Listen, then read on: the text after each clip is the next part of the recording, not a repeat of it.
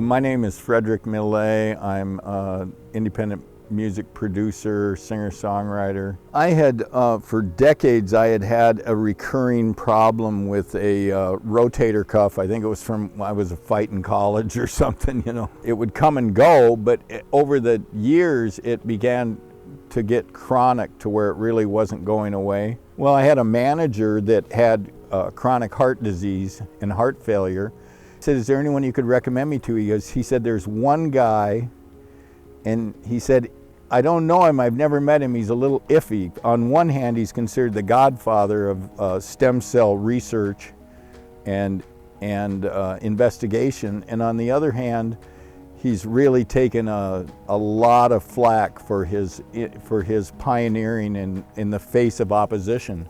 And I said, well, how do you know him if you never met him? He said, I had a guy come in here about 85, I think he said. He said, he walked in and he said, I need some stem cell therapy on my knees. They're really bothering me. And he said, he filmed them and he said, you're absolutely right.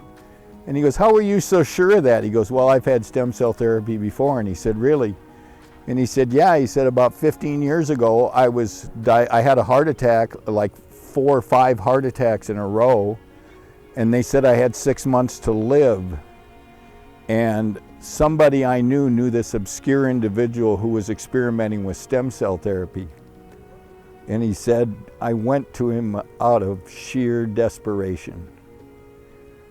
And he said, I asked him, what did he do? And he said, well, he took my stem cells and spun them, and he said he injected it into my heart. I mean, the guy said, I went, what? And he goes, yeah, what happened? And he says, I'm here today. And he said, I've had the most wonderful last 15 years of my life. And I thought, I really want to meet that guy.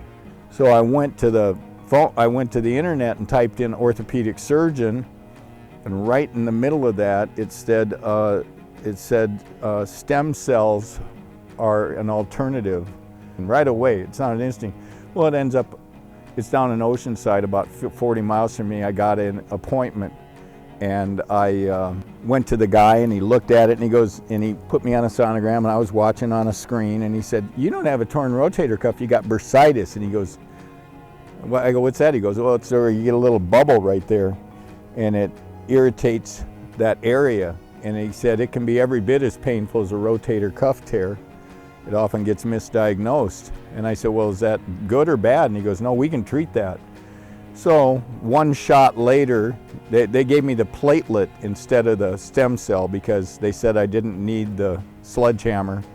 They didn't need to pull out the big artillery. They just spun my platelets and injected them. And within days, I knew I was healed. And to this day, this arm totally feels like this one. It was just utterly amazing to me. But I never forgot David, and I've referred many people to him, and they are just so grateful. So the way I look at this facility, it's for 2 or 3 things. It's for crisis management. When the other doctors say, we don't know what to do anymore, I'd come to David Steenblock and ask him. Number 2, if you're just not well and you just don't want pills anymore, you'd be shocked at all the things that, ozone therapy and hyperbaric oxygen. I mean, it's just incredible. And then number 3 is, if you're just well-to-do and comfortable and want to rejuvenate yourself and even turn back the clock. I mean, this place is a turn back the clock place.